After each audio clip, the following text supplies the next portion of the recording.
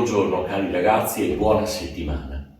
Questi giorni sono dedicati in modo particolare al ricordo di uno degli eventi più tragici che hanno caratterizzato il XX secolo, il genocidio del popolo ebraico compiuto dai nazisti.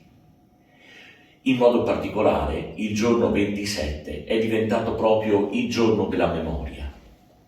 Ci saranno tante manifestazioni, ascolterete tante testimonianze e anche a scuola proprio avremo l'occasione di incontrare alcuni testimoni, di vivere alcune esperienze che ci permetteranno di ricordare quei fatti così tragici. L'importante però è non fermarsi al giorno o alla settimana, ma approfittare di questi appuntamenti che sono entrati ormai nel calendario scolastico e nel calendario civile per poter crescere in una mentalità nuova che ci permette di superare ogni divisione e ogni discriminazione. Dobbiamo ricordare che eventi e fatti così tragici non nascono dal nulla, ma nascono da una mentalità, da una educazione sbagliata che non mette al centro la persona con le sue caratteristiche e anche le sue differenze. Gesù ci insegna a superare tutto questo. Lui è attento ad ogni uomo, ad ogni persona, con la sua cultura, la sua religione, le sue caratteristiche e ci invita ad essere altrettanto rispettosi delle differenze. Vorrei anche ricordare un'altra cosa.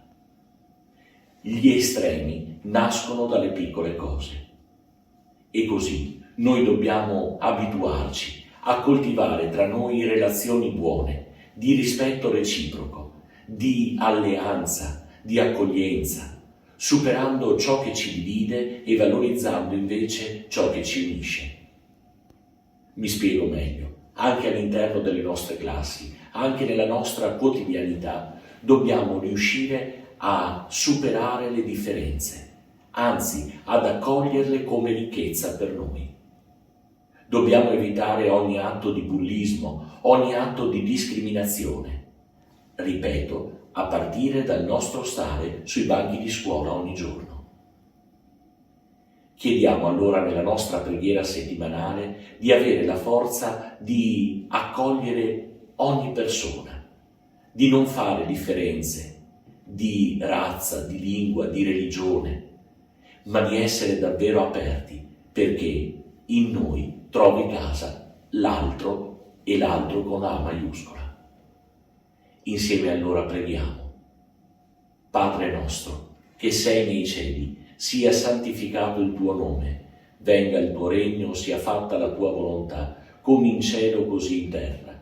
Dacci oggi il nostro pane quotidiano, rimetti a noi i nostri debiti, come anche noi li rimettiamo ai nostri debitori, e non abbandonarci alla tentazione, ma liberaci dal male. Nel nome del Padre, del Figlio e dello Spirito Santo. Amen. Buona settimana a tutti.